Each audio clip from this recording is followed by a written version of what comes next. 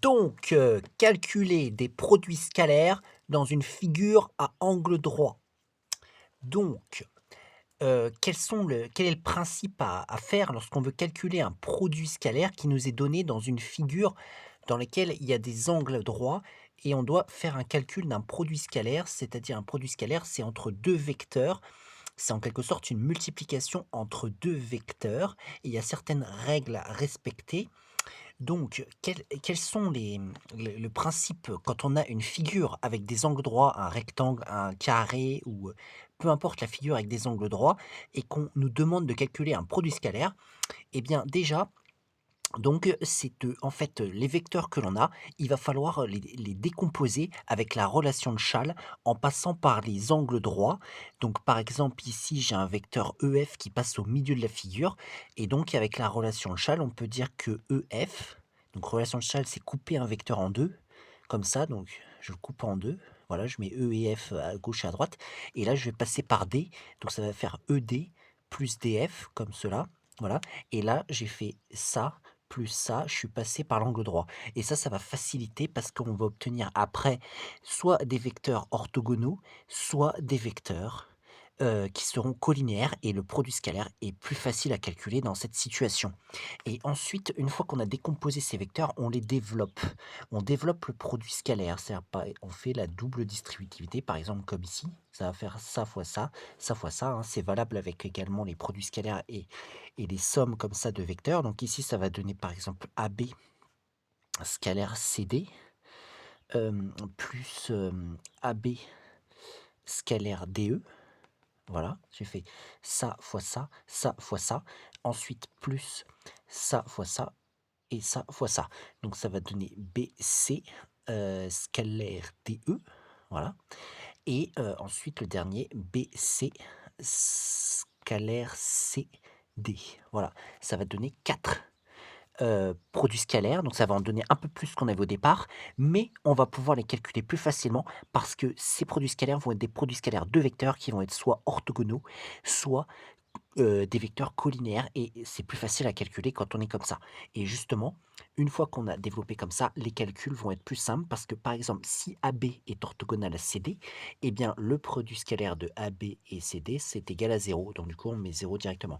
Ensuite, si AB et CD sont collinaires, donc collinaire, ça veut dire de même direction, c'est-à-dire qu'en fait, en quelque sorte, on n'a pas le droit de le dire, mais les vecteurs sont parallèles, c'est-à-dire que, en fait, les droitiers passent par ces deux vecteurs sont parallèles. Voilà, donc s'ils sont collinaires et de même sens, bah, le produit scalaire, c'est juste la multiplication des valeurs de ces deux vecteurs, c'est-à-dire des longueurs, en quelque sorte, des longueurs, oui, de ces deux vecteurs qu'on multiplie. Et s'ils sont collinaires de sens contraire, parce qu'on peut être collinaire de même sens ou collinaire de sens contraire, donc par exemple collinaire de même sens, c'est comme ça. Là j'ai A, B, et là j'ai C, D. Là ils sont collinaires de même sens. Et collinaire de sens opposé, c'est A, B. Et là, comme ça, dans l'autre sens, C, D. Voilà, ça c'est collinaire de sens opposé, de sens contraire. Et donc dans ce cas-là, le produit scalaire, ça revient à faire moins le produit des deux normes, c'est-à-dire le produit des deux longueurs des vecteurs. Bon, bah alors on va voir un exemple. Donc là, j'ai une figure avec des angles droits. J'ai un rectangle et il va falloir calculer plusieurs produits scalaires.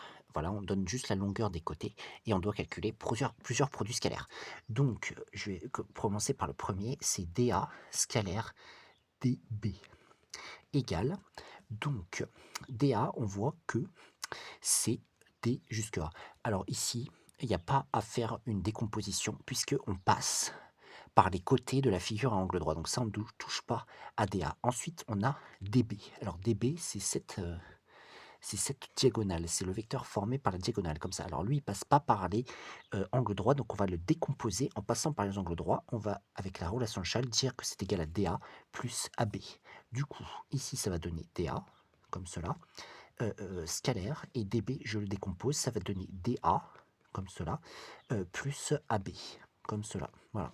J'ai décomposé en passant dB en passant par l'angle droit. Ensuite, développement, ça va donner dA scalaire dA. Voilà, donc là je fais développement distributivité simple, comme cela, plus dA scalaire AB. Voilà. Voilà, et maintenant je vais essayer de regarder ce que ça donne. Donc je vais faire dA scalaire dA. Je regarde le vecteur dA et le vecteur dA. Bon, quand on a, donc là on a deux vecteurs collinaires. On est dans le cas de cette situation-là. Donc on multiplie les deux normes des deux vecteurs. Donc ça va donner longueur dA fois longueur dA. Voilà. Plus, alors ensuite j'ai dA scalaire AB. Donc ces deux vecteurs, ils sont orthogonaux parce que leur direction est orthogonale. Il y a un angle droit entre les deux. Conclusion, ce produit scalaire, c'est égal à 0. Voilà. Entre parenthèses, on justifie en disant que dA orthogonal à AB. Voilà. Ensuite, on va remplacer par les valeurs. dA, ça vaut 6. Donc là, j'ai 6 fois 6. Voilà. Égale 36. J'ai calculé le produit scalaire dA scalaire dB en faisant ce que j'ai dit, le passage par les angles droits de la figure. Maintenant, on doit faire DE scalaire DF. Voilà. Égale. Donc DE, il est où? DE, c'est lui. DF, c'est lui. Ok. Donc, il passe aucun par les côtés de la figure, par les angles droits. On va faire en sorte que ça passe par les angles droits. Donc, DE, ça va être DA plus AE, avec relation de Schall. Donc, DA plus AE, comme cela. Entre parenthèses, scalaire, DF, c'est DC plus CF. Donc, entre parenthèses, DC plus CF, comme cela.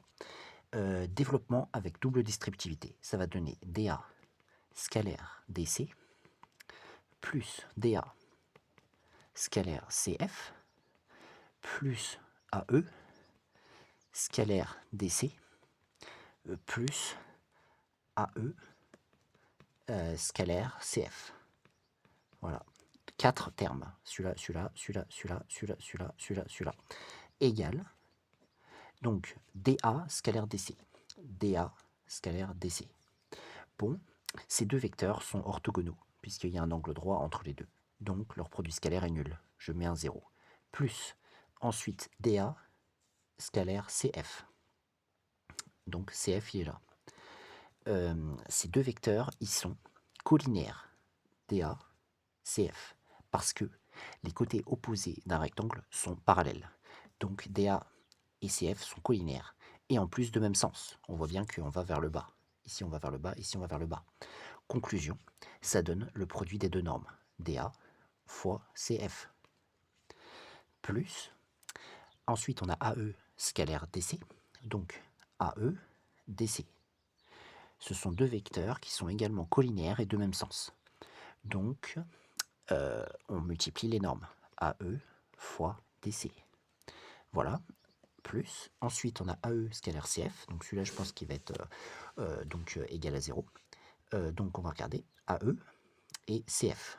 Donc la direction, c'est la droite AE qui est comme ça, et la direction de CF, c'est la droite CF qui est comme ça. Ils sont orthogonaux, donc ça va être égal à 0. Voilà. On va continuer le calcul. On va maintenant remplacer par les valeurs. Donc on va mettre DA. DA, c'est 6 fois le 0, je ne le mets pas parce qu'il est égal à 0. Ensuite, CF. Alors CF, c'est la moitié de CB, puisque F est le milieu de CB. Donc CB est égal à 6. Donc du coup, la moitié, ça va être égal à 3. Donc CF est égal à 3. Plus AE. AE, c'est la moitié de AB, qui est égal à 10, puisque E, c'est le milieu de AB. Donc ça va donner 5 fois DC 10 égale 18 plus 50 égale 68. Voilà, on a calculé le produit scalaire en utilisant cette technique. Maintenant, dernier produit scalaire, DF, qui nous est demandé, DF scalaire DB.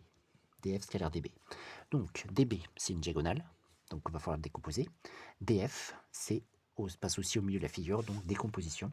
Donc ça donne DC avec relation de Schall, on décompose avec DC pour passer par un sommet d'angle droit. Donc DC plus CF, comme cela, CF, entre parenthèses, scalaire. Donc DB, on va mettre DC, on va passer comme cela, DC et CB. Donc DC plus CB, comme cela, entre parenthèses, égale développement DC scalaire DC plus DC scalaire CB plus CF scalaire DC plus CF scalaire CB. On continue, égale DC scalaire DC, donc c'est deux vecteurs collinaires de même sens, enfin en fait c'est le vecteur multiplié par lui-même, donc c'est DC fois DC, le produit des normes, plus DC scalaire CB orthogonal, le produit scalaire est nul, plus CF scalaire DC, donc CF scalaire DC, même chose, ils sont orthogonaux d'après la figure, donc produit scalaire nul, plus CF scalaire CB, c'est deux vecteurs collinaires de même sens.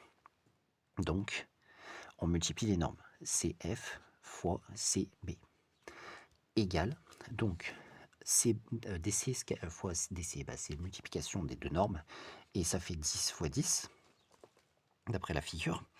Ensuite, plus CF scalaire CB, donc CF, on l'a déjà vu, c'est 3, CB, je multiplie par CB, qui est égal à 6.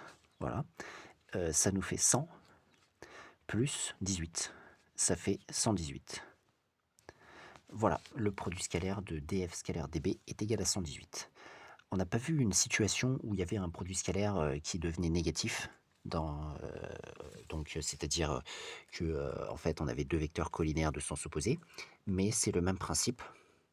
Ça donne une valeur juste négative, il faut mettre un moins devant. C'est-à-dire que par exemple si je fais BC scalaire BC scalaire CF, là, ce sont deux vecteurs collinaires de sens opposé, parce que BC va dans ce sens-là, CF va dans ce sens-là, ils ont la même direction, mais pas le même sens. Du coup, si on fait le produit scalaire, ce sera moins BC fois CF, c'est-à-dire moins le produit des deux normes, et dans cette situation, ça donnera 6 fois 3 avec un moins devant, c'est-à-dire moins 18. Voilà, si on avait ça, ça aurait donné cela.